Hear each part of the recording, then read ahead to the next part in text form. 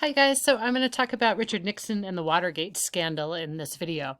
So we've talked about Richard Nixon before. He was the president who finished out Vietnam and wanted to end with an honorable peace. And this Republican president was okay with using a lot of federal power to achieve what he wanted to do.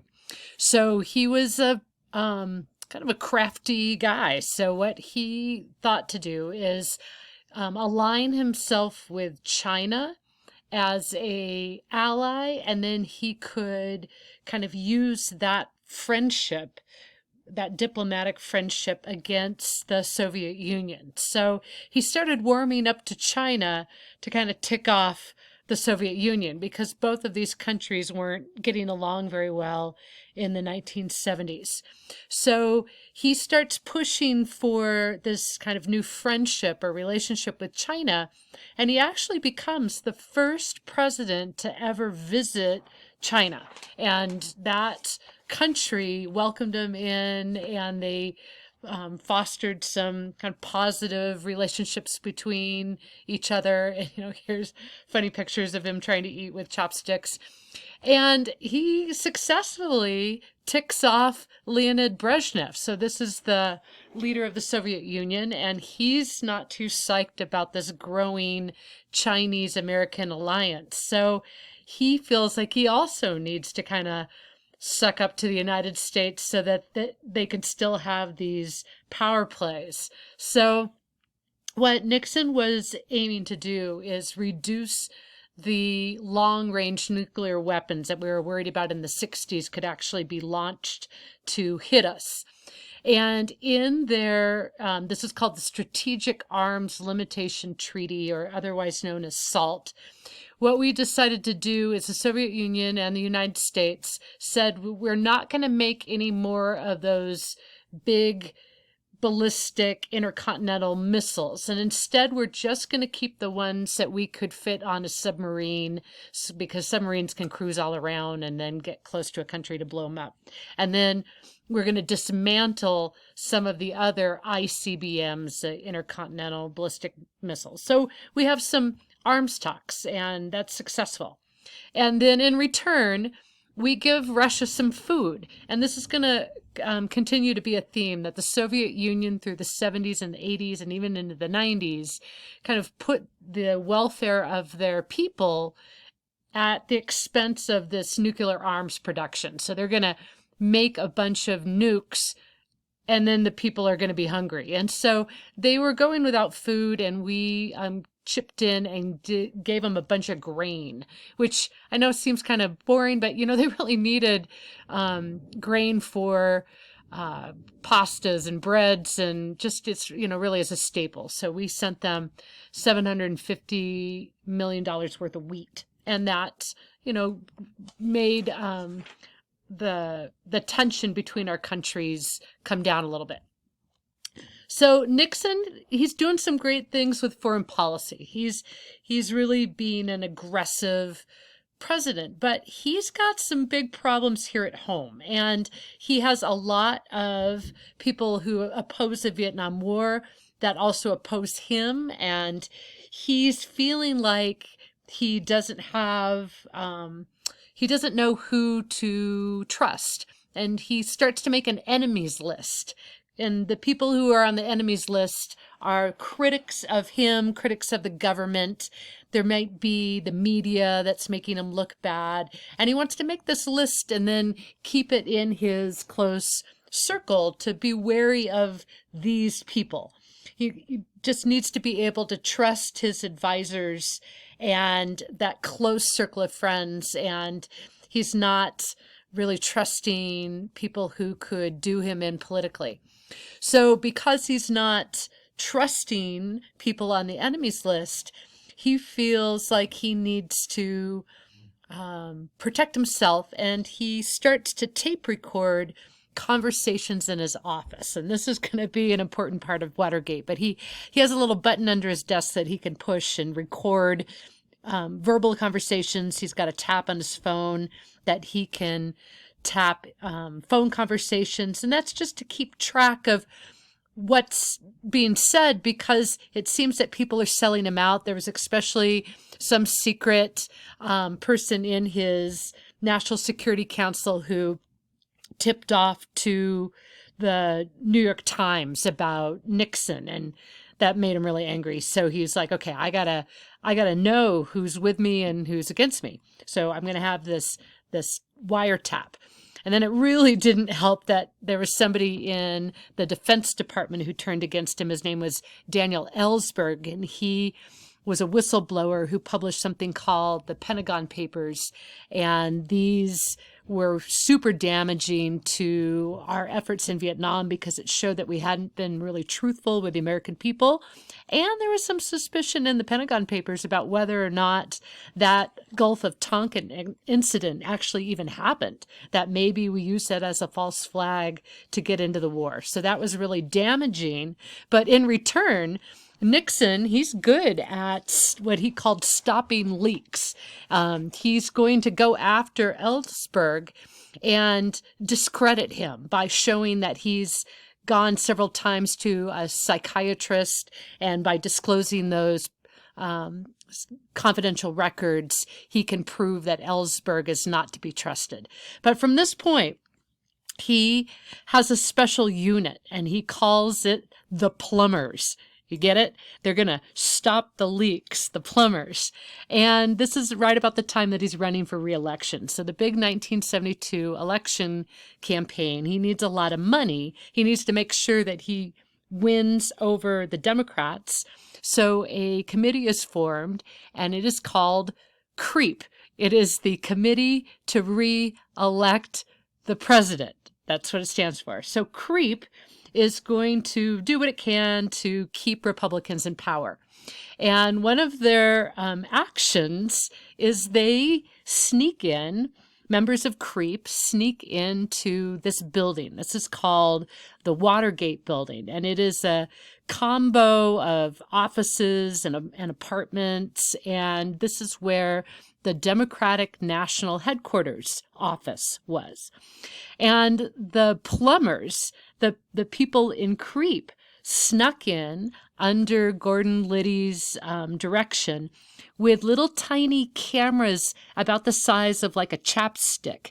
And they scanned documents, which back in the day, before we had computers, we had to use something called microfiche. And so they scanned these documents to see what the Democrats were planning for their 72 election campaign. Well, when they were in the building getting this information, they got caught. They set off alarms and they got caught by the police. And so the police are like, hey, who sent you? And they're like, oh, nobody. Like, whoa, we just did this ourselves. But it started to point towards Nixon, that Nixon ordered this break-in, and then he started to work to cover it up. And there was some reports that he even was coaching his plumbers in how to lie in court.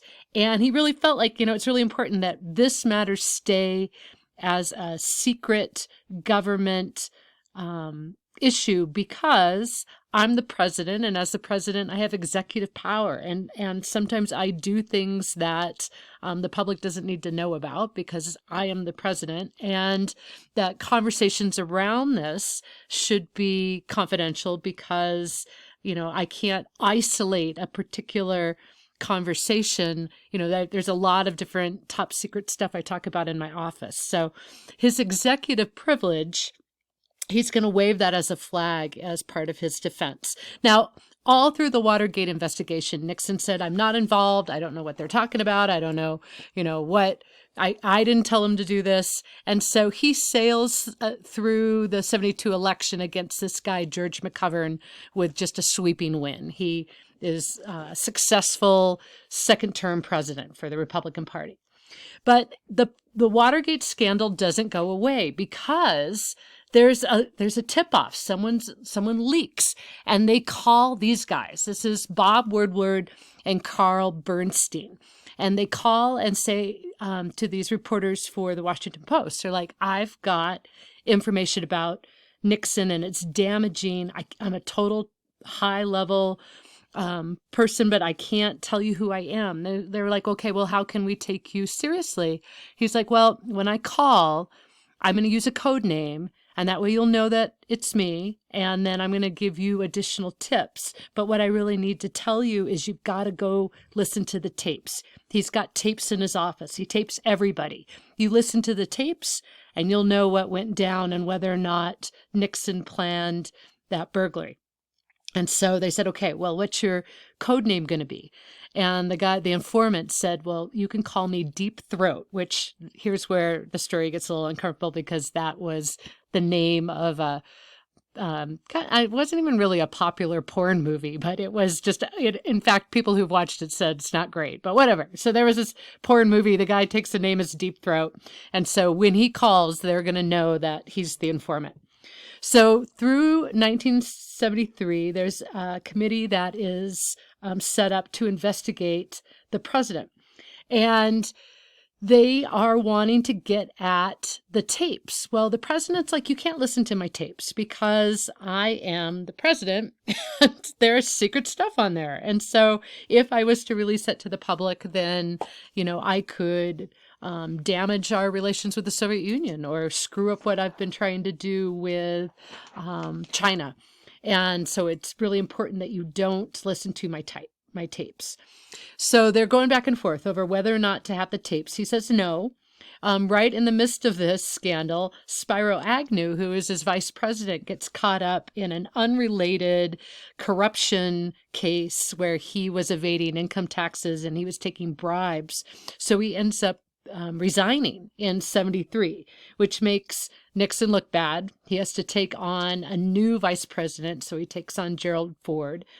And his approval rating is just tanking. You can see here that there are lots of people who are not thinking that Nixon's on the up and up, and they want to settle it once and for all. So this investigation actually turns into a court case that goes to the Supreme Court.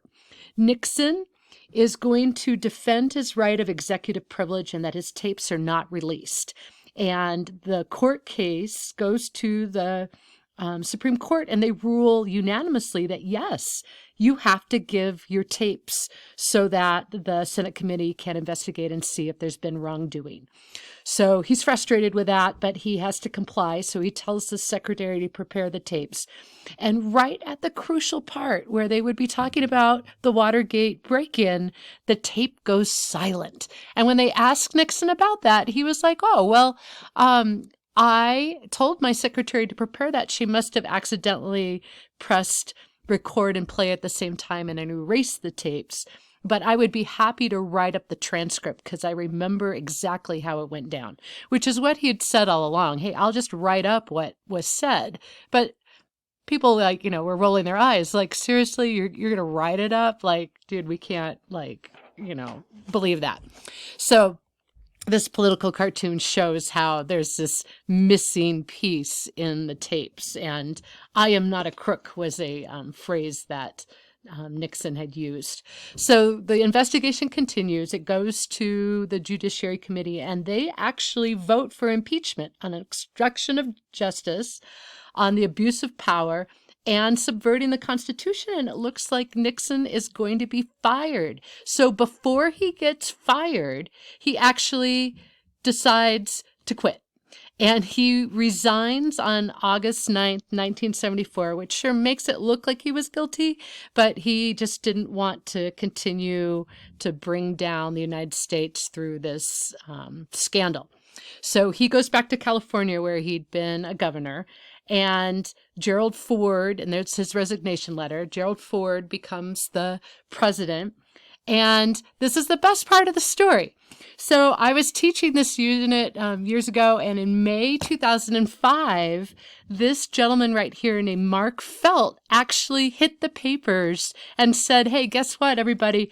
I'm Deep Throat. He was in his late 80s, almost 90s. And he was like, hey, before I die, I just want to let everybody know I was the FBI informant, and I was the one who tipped off Woodward and Bernstein up there. And so that was a super cool, history event. So there's in this PowerPoint, there's a link that you can read more about that story if you want to